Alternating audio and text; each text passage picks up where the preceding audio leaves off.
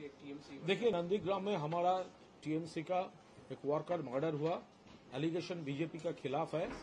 वो उस एरिया में कुछ दिन पहले ही हमारा वर्कर विष्णुपद मंडल का मर्डर किया था और उसका बड़े भाई गुरुपद मंडल को इंच्यूट किया था भाजपा ने।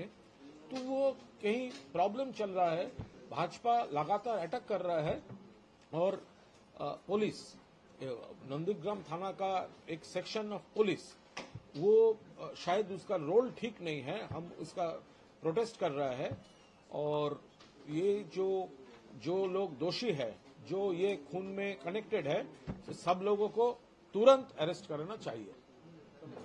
ठीक नहीं है, ये जमीन नहीं दे रहा है, ये एलिगेशन बेसलेस है।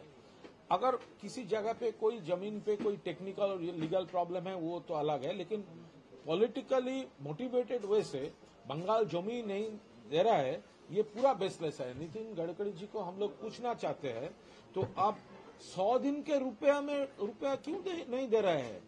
वो आवास का योजना का रुपया क्यों नहीं दे रहे हैं? तो आवास तो आपने रुपया नहीं दिया ममता जी को, तो ये 100 दिन का बांग्लार बाड़ी वो तो खुद देना पड़ रहा है। तो ये आपका पॉलिटिकल, ये सब आपका पॉलिटिकल स्टेटमेंट है। आप अगर बंगाल को हेल्प करना चाहिए, ये कोई दया नहीं है, ये बंगाल का हक है, तो बंगाल का हक का रुपया आपको देना पड़ेगा। और आप अभी ये जमीन लेकर लोग को कंफ्यूज कर रहे हैं। ग्रुप का जो टेररिस्ट पकड़ा रहे हैं, बंगाल टारगेट कर रहे हैं, क्या बंगाल? आप देखिए, वो तो त्रिपुरा से इतना सारे लोग अरेस्ट हुआ, वो असम में ट्रेनिंग कैंप चल रहा था। और बॉर्डर किसका हाथ में है? बॉर्डर तो है अमित शाह जी का, बीएसएफ के हाथ में। तो त्रिपुरा में वो एंट्री ले रहा है, असम में एंट्री ले रहा है, ट्रेनिंग ले रहा है, और वहां से रूट करके वो ट्रेन से या सड़क से वो बंगाल या दूसरे स्टेट में जा रहा है। तो यही तो अलार्मिंग है। ये बीएसएफ और सेंट्रल आईबी, ये अमित शाह जी का जो डिपार्टमेंट है, ये तो उसका रेस्पॉन्सिबिलिटी है, तो उसका फेल्यूर है। देखिए, चिन्मय कृष्ण दास प्रभु को तुरंत मुक्ति देना चाहिए।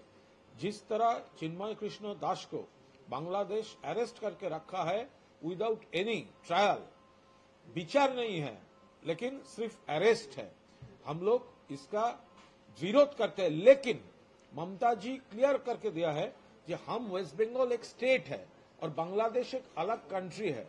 हम लोगों का कोई इख्तियार नहीं है उसके ऊपर कोई स्टेप लेने का। स्टेप किसका जुरिस्डिक्शन है? सेंट्रल गवर्नमेंट का।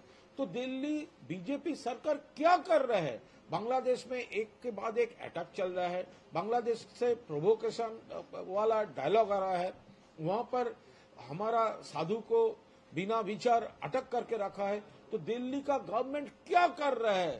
पूरा इनएक्टिव है, वो होने दे रहा है। ये तो बंगाल का जुरिस्डिक्शन नहीं है। तो इसीलिए सेंट्रल गवर्नमेंट, मोदी सरकार को तो कुछ करना चाहिए, लेकिन वो कुछ नहीं कर रहा है।